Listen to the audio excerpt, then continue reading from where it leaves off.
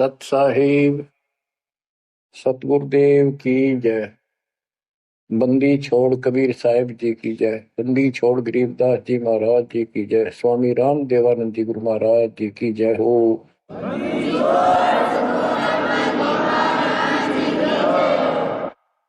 सर्व संतों की जय, सर्व भक्तों की जय, धर्मी पुरुषों की जय। श्री काशी धाम की जय, श्री सुडानी धाम की जय, श्री क्रोथा धाम की जय, श्री बरवाड़ा धाम की जय। सत साहिब परम पिता परमात्मा कबीर जी की सीम कृपा से बच्चों आपको सूक्ष्म वेद का ज्ञान प्राप्त है। आप सूक्ष्म वेद बांच रहे हो, सूक्ष्म वेद सुन रहे हो, पढ़ रहे हो। ऋग यजु है, श्याम अथर्व है, चारों वेद चतुर्भंगी रे। सूक्ष्म वेद बांच साहेब का, सोहंसा सतसंगी रे। सूक्ष्म वेद बांच साहेब का, सोहंसा सतसंगी रे। तीन लोक और भवन चतुर्दश, कोई नहीं सत्संगी।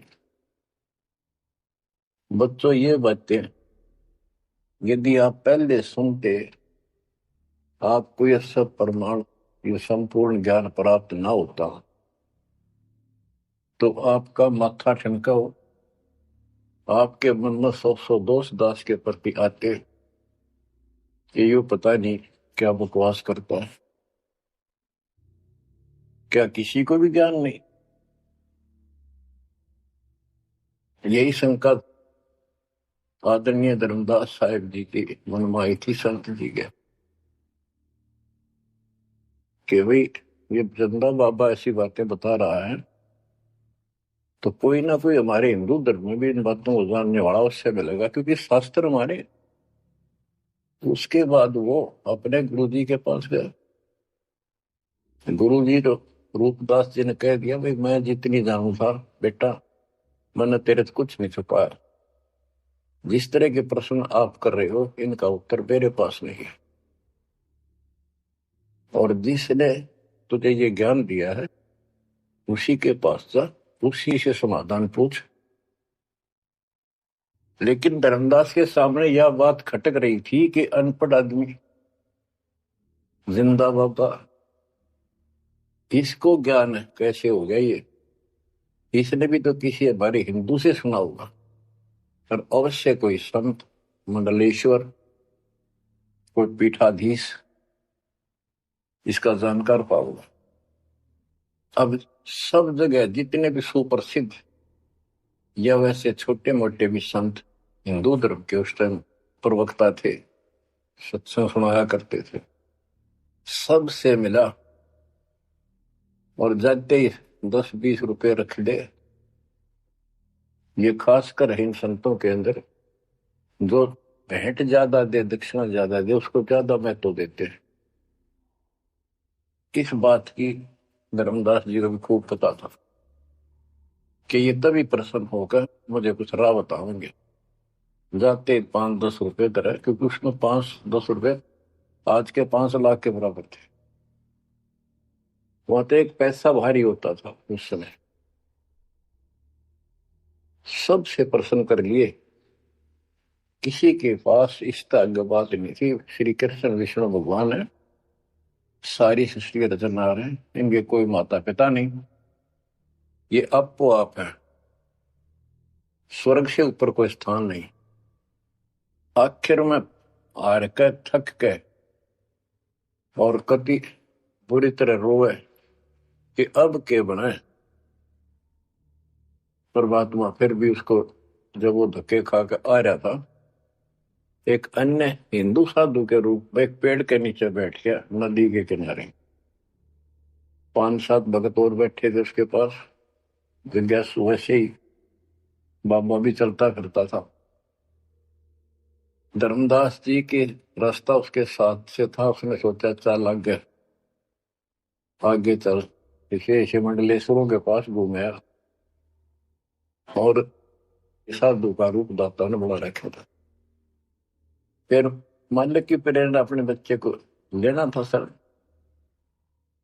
उसी समय प्रेरणा हुई कि काफी देर से चल रहा हूँ, विश्राम भी करना है, यही कर लेता हूँ और इसकी तलाशी भी ले लेता हूँ। वहां बैठ गया जाकर और बैठे थे, इतना तो बोलना को नहीं। वो दूसरे उठ कर चले गए। जब एकला रह गया, परमात्मा बोले, धर्मदास खोज लिया तत्व ज्ञान, मुझे बता दे कि मिला होता कितना। आंखें फटी की फटी रह गई। मालिक उसी समय उसी रूप में आ गए। बच्चों, इस नरक से निकालने के लिए उस मालिक ने अपने एक बच्चे के लिए कितना कुछ करना पड़ा, कितने खाड़े कर दिए। वहां से शुरुआत करनी थी अपने कलयुग की भक्ति की। और वो अच्छी आत्मा थे, भगवान के बच्चे थे, पूर्व जन्म के संस्कारी मालिक के थे। जैसे सम्मन था, सम्मन ने कितनी कुर्बानी दी थी, बेटा काट दिया मालिक के नाम पर।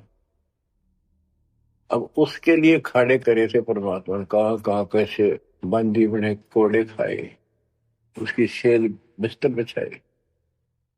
किसी जन्म का ये धर्मदास जी भी ऐसे ही कुर्बान आत्मा था, लेकिन ये ठीक से टिके नहीं क्योंकि ज्ञान संपूर्ण नहीं था।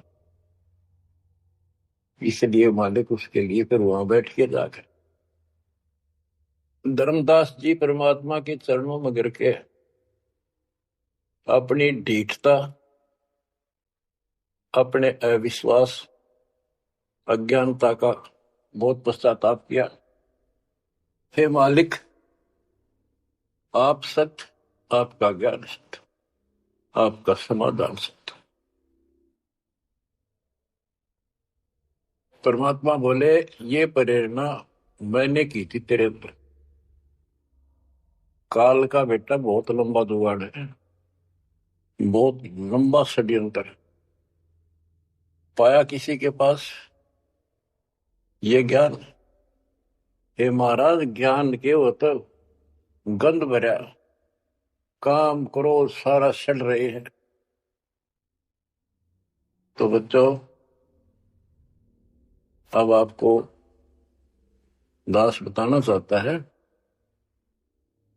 परमात्मा की महिमा और सूक्ष्म वेद वाला ज्ञान संत गरीबदास जी को प्राप्त हुआ परमेश्वर से। उनके सतगुरु और भगवान स्वयं कबीर साहब थे, जिनका गुरु भगवान और ज्ञान एक नंबर का।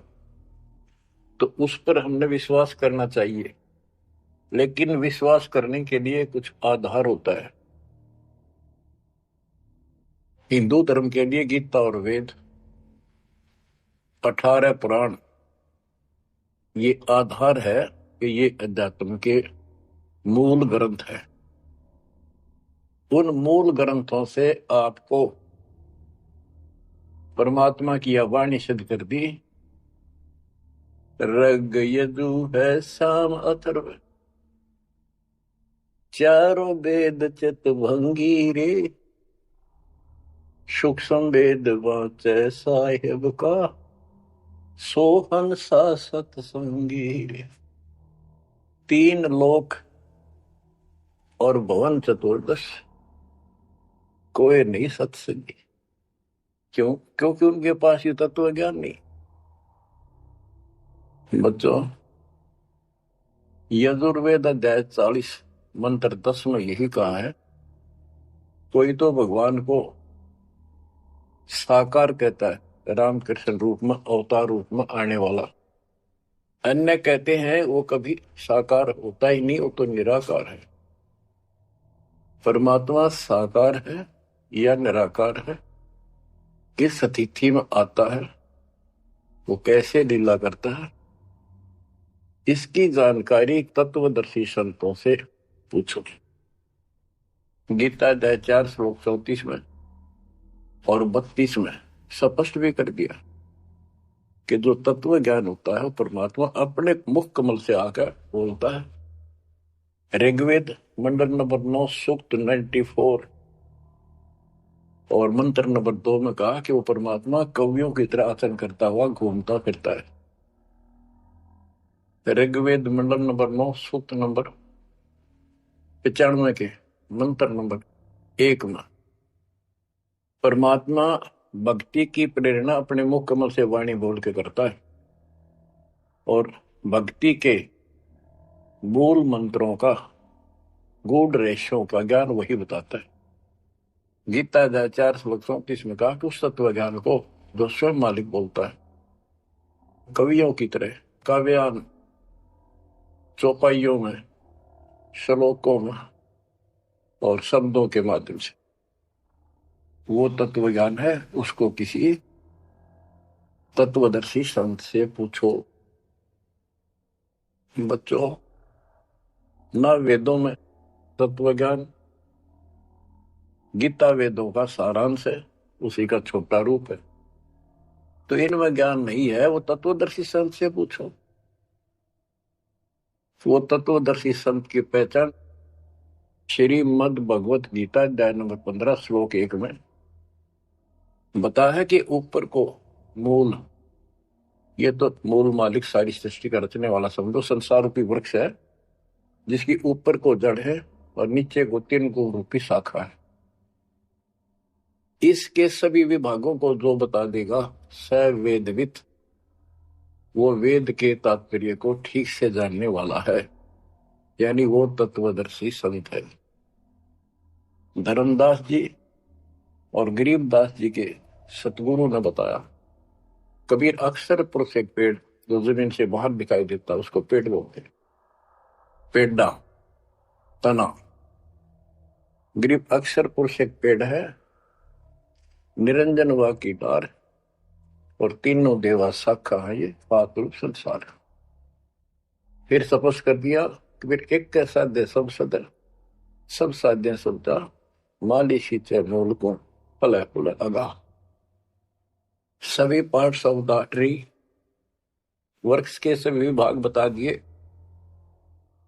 कि तना अक्षर पुरुष है, डार ये क्षर पुरुष है, क्षर पुरुष, और तीनों देव आरजगुण ब्रह्मा सत्पुरुष विष्णु गुण शिव जी रूपी शाखाएं और पात रूप संसार।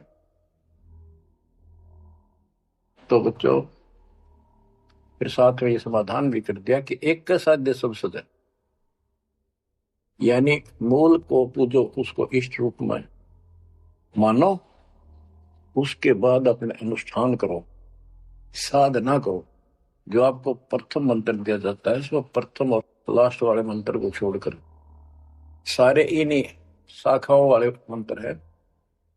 और गीता अध्याय 3 श्लोक 10 से लेकर 15 तक यही स्पष्ट किया है कि शास्त्र अनुकूल धार्मिक अनुष्ठान यज्ञ करने से वो सही भक्ति मानी जाती है। इन यज्ञों के द्वारा इन देवताओं को बढ़ाओ, ये यज्ञ से बढ़े हुए देवता तुम्हें बिना मांगे ही सब कुछ देते रहेंगे। और उस परम अक्षर पूर्ण परमात्मा को इष्ट रूप में प्रतिष्ठित करके फिर सारे धार्मिक अनुष्ठान करो। कहते हैं सब प्राणियों की उत्पत्ति अन्न से होती है, अन्न वर्षा से होता है। वर्षा शास्त्र विहित, शास्त्र में प्रमाणित धर्म कर्म यज्ञ करने से होती है। और कर्म लगाए ब्रह्म ने, क्योंकि सबके लोक माए तक काम करके खाना पड़ा, सतलोक में कोई काम नहीं था, बैठा सब परी मिला था।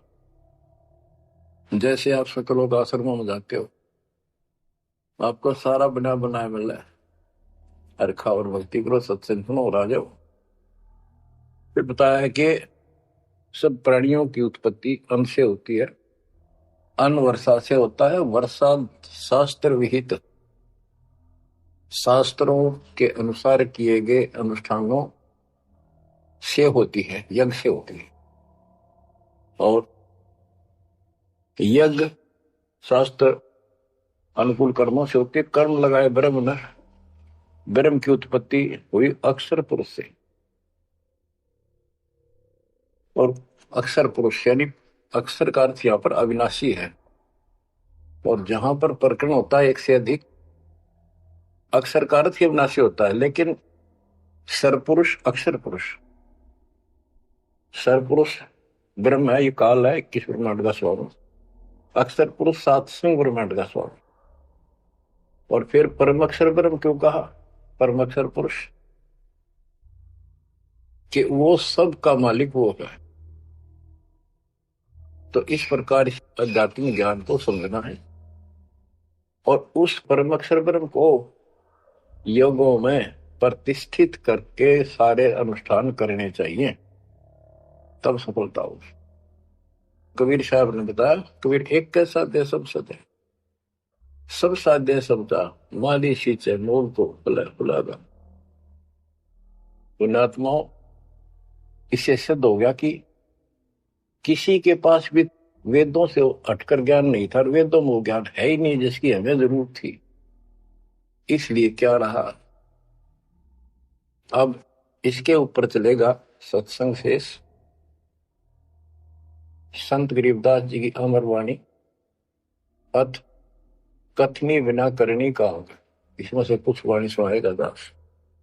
जैसे आपको बताया गया कि काशी विद्यापीठ पढ़ कबरा बनाते थे, उनको विद्वान माना जाता था, उनकी दुकान बढ़िया चला करती थी यहाँ भोले समाज में। तो गरीबदास जी उस पढ़ाई के बारे में कहते हैं जो वो पढ़ा करते, केवल लोगों को ठगने के लिए। गरीब पढ़ना गुणना चातुरी, यह तो बात सुगम, सत सुकृत और बंदगी, या है बात अगम। के गीता वेद पुराण पढ़े लिए, चतुरता दिखा दी, बड़े बड़े लेक्चर झाड़ दिए, ये तो बहुत आसान है। लेकिन सत सुकृत, सच्ची भक्ति, सच्चे अच्छे कर्म और भक्ति, सच्ची भक्ति, बंदगी, प्रणाम, बंदगी के अंदर वजह सारा कुछ आ जाता, भक्ति भी आ जाती है, अंतर भी आ जाते हैं, प्रणाम भी आता। कई बार विशेष तौर पर बंदगी प्रणाम को बोलते हैं, बंदगी प्रार्थना भी कही जाती है। फिर बताते हैं कि सत्य सुकृत अच्छे कर्म और बंदगी, परमात्मा की स्तुति नमस्कार प्रणाम भक्ति सच्चे ढंग से पूरे गुरु से प्राप्त करके तत्व ज्ञान के आधार से करना, यह है बात अगम, ये ऊंची बात है, आगे की है, बहुत सबसे आगे की, सबसे श्रेष्ठ। गरीब पढ़ना गुणना रोग है, उलझे दुनिया माही, 52 अक्षर में बंद रहे, आगे की सुध नाही। संस्कृत भाषा के 52 अक्षर बताए, इसको इसलिए सीधा अर्थ कहते हैं, तो संस्कृत से सीमित है, इन ग्रंथों तक सीमित है, इनमें वो ज्ञान है नहीं।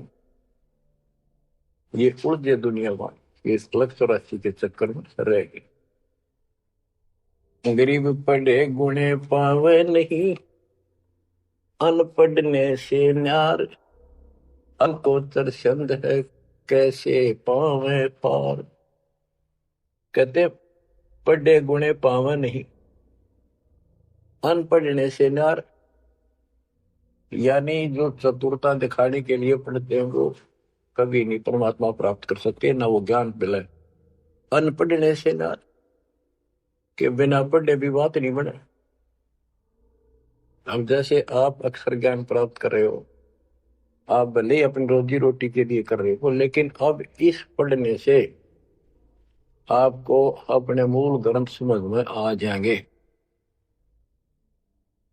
ये सूक्ष्म वेद है, इसके अंदर जो गूढ़ रहस्य है वो अन्य वेदों से भी उत्तम और गहरे हैं। इसमें कह दिया पढ़े गुणे पावे नहीं, यह पढ़ाई है वो तो मूर्ख बनाने की। अनपढ़ने से ना, जो नहीं पढ़े वो भी दूर रहेंगे। हमारे को अक्षर ज्ञान नहीं था, इसलिए हम इन चतुर लोगों की बातों में फंसे रहे। गरीब वेद कथें चित चूक है, मन में मान मरोड़, कहने मात्र के तो पंडिता, ये होते ली के डोर। कि इन वेदों के पढ़ने मात्र से कुछ भी हासिल नहीं होना, क्योंकि वो ज्ञान है ही नहीं जी। अपने को जरूरत है मोक्ष प्राप्त हो, और वो ज्ञान मालिक प्रत्येक युग में आकर बोलते हैं, पर कदर नहीं बनी। गरीब वेद कथे चित चूक है, मन में मान मरोड़, अहंकार, और कहने मात्र के तो पंडित हैं, ये हुआ तेली के ढोल के 84 लाख योनियों में जाएंगे। अब जैसे एक बहुत ही अच्छा उदाहरण दिया संत गरीबदास जी ने, बच्चों ये गाना बजाना समय के अनुसार शब्द भी सुनाए जाते हैं, और ये कड़वी गोली भी खिलाई जाएगी, तभी ये रोग कटेगा। सारा ट्रीटमेंट कंप्लीट करना पड़ता है। अब ध्यान से सुना, पुराने समय में तिलों से तेल निकाला जाता था। वो व्यक्ति जो काम ये करते थे उनको तेली बोलते थे। वो एक कोल्लू लगाते थे। वो कोल्लू एक मशीन होती है जिसमें 3-4 गिरारी सी होती, मोटी मोटी भारी भारी, और उसके ऊपर एक ऐसा पात्र लगा होता है जिसमें नीचे सुराख होता है, और उसमें सरसों डाल दी, तिल डाल दिए, तो धीरे धीरे नीचे जाता रहता है। कोल्लू चलता है एक लंबे लकड़, लंबा लकड़, कम से कम भी 15-20 फुट लंबा। उस कोल्लू को चलाने के लिए एक लंबा लकड़ फंसा के, और उस लकड़ को पाट बोलना उसमें, लाठ पाट, उसको बैल से चलाया जाता था। और वो बैल उस लकड़ की जितनी लंबाई होती है उसके में ही सर्कल में घूमना होता था उसको। वो सर्कल होता था, उसके एक सर्कल में घूमता था, सेम कति फिक्स्ड होता था उसका डायमीटर। उसी परिधि में वो बैल घूमता रहता था, और उधर से कोल्लू चलने से तेल निकलता। उस कोल्लू को चलाने के लिए एक बैल का प्रयोग किया जाता था।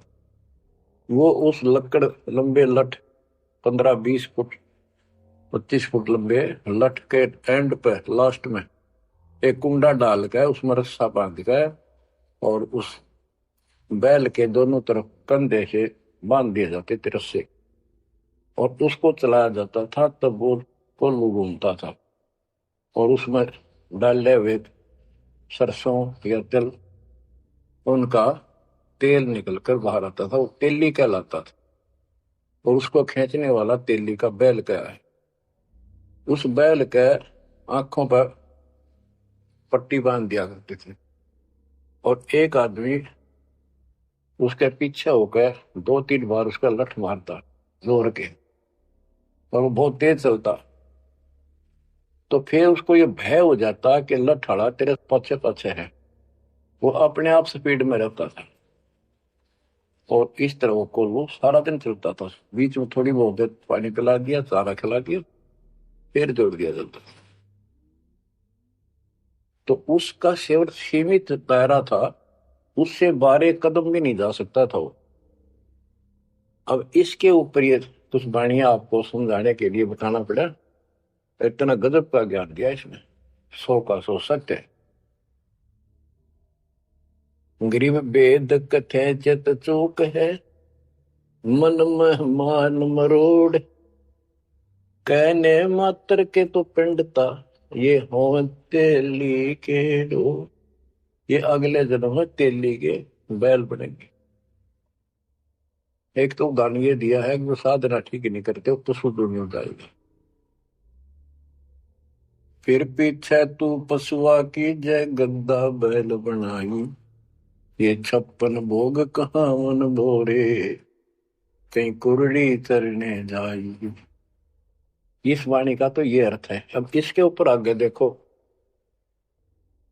गरीब आंख बंद है दिखे नहीं, चल मारो मार तेली के तो बैल को घर ही कोस हजार।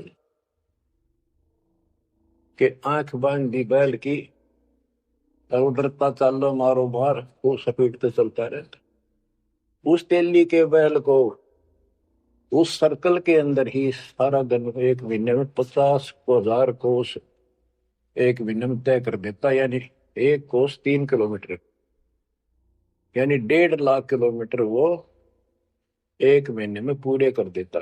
उसमें चल चल के इतना सफर तय कर लेता, रहता वही ठेकान, एक कदम उससे बाहर नहीं जाता। बच्चों ये स्पिरिचुअल लेक्चर है या आध्यात्मिक घंटी दे रहा हूं आपकी स्कूल की। इसको ऐसे समझाने से आपके अंतःकरण में युगान रचेगा। एक क्या होता था पहले, जैसे फसल होती थी गेहूं चने, इनको अलग करने के लिए भूस से एक गाटा जोड़ा जाता था, गाटा। उसके बीच में एक लठ गाड़ का मोटा था, उसका रस्सा बांध के फिर 5 7 10 पशु, जिसमें भैंस गाय काटड़ा काटड़ी ऐसे सिर में बांध दिए जाते थे, और बीच में लठ गाड़ दिया, उसके चारों तरफ वो भूस डाल देते थे, चने या गेहूं। क्योंकि दास ने देखा है, हम किसान के गर्जनों था, इसलिए 90% बच्चे किसान वालों को पता नहीं, जो शहर में रहते हैं वो भूसे कैसे निकलता था, जिसकी ये वाणी जिस बारे बोली है। अब तो मशीनों से निकल जाता, कट कट कट कट 6 घंटे में। पहले महीना महीना लगे रहा करते। दास का जन्म ऐसे समय में दिया दाता ने जब वो 5505 निकट आ रहा था, और वो पिछला प्रोसेस सारा पता है जो एक वाणी में बोला गया है। दास को समझने में आसानी रही, आपको समझाने में आसानी होगी। तो उसको हम तो गाटा बोला करते, गाटा जोड़ रखे। वो सारे पशु एक लाइन में चलते रहते, चारों तरफ घूमते, जैसे तेली का बैल घुमा करता। ये उस फसल को काटने के लिए उनके पैरों के नीचे वो फसल कट जाती, छोटा छोटा तूड़ा भूस बन जाता। फिर उससे गेहूं चने अलग कर लेते और भूस अलग हो जाता। उसको गाटा बोला करे। और पलवल साइड इधर फरीदाबाद साइड में उसको धाए बोलते थे, धाए। धाए यानी पशुओं का एक समूह, एक से एक गले का रस्सा बांध दिया जाता था। वो बाहर नहीं जा सकते, अंदर आ नहीं सकते, क्योंकि एक दूसरे को धक्का नहीं दे सकते। वो एक लाइन में चलते थे चारों तरफ सर्कल में। अब इसको इन अज्ञानी गुरुओं के ऊपर सेट किया है दाता संत गरीबदास जी ने इस वाणी को। गरीब दाएं जुड़ी अज्ञान की गह घाटा ठोर, एक पेड़ चाले नहीं काट बड़ी बड़ी खोर।